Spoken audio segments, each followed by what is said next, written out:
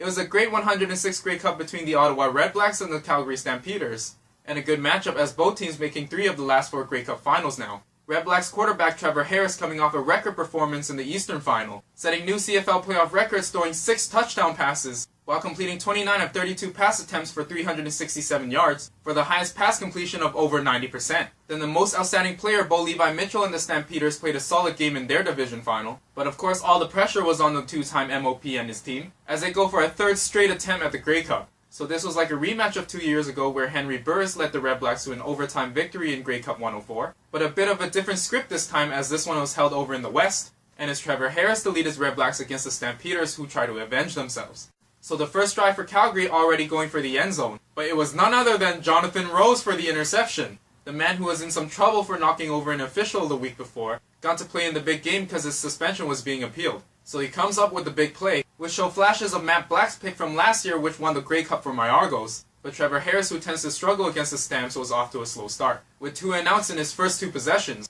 and then he threw a pick of his own, which allowed Calgary to score first in the ensuing drive, from a lob by Bo Levi Mitchell to Don Jackson who runs it in uncovered. So it was 7-0 Calgary after the first quarter. The Redblacks respond in their first series of the second quarter, as it was the most outstanding rookie and special teams player Lewis Ward, who didn't miss many in the season, made no mistake of that one for the 30-yard field goal after missing his first one in the first quarter. Then Calgary's turned Mitchell with some big completions, and finished it with Lamar Durant with the dive and stretch for the score. So 14-3 Stampeders. But just inside the 3-minute warning, Ottawa finally get their first major, as Harris threw one over to Julian Fioli-Gudino, who broke a couple tackles and drove all the way down to the end zone marker. Then Harris finds Jean-Christophe Beaulieu for a 2-point conversion to make it 14-11 Calgary. They wish they could have went into the locker room at the half with that score though, but not before Terry Williams on a punt return found a seam, made several miss, and ran it all the way for a Grey Cup record 97-yard punt return for the TD. So it would be 21-11 Calgary at the half. Second half, Ottawa was first to score with a field goal, but Calgary gets it right back with one of their own, so a 24-14 game after 3.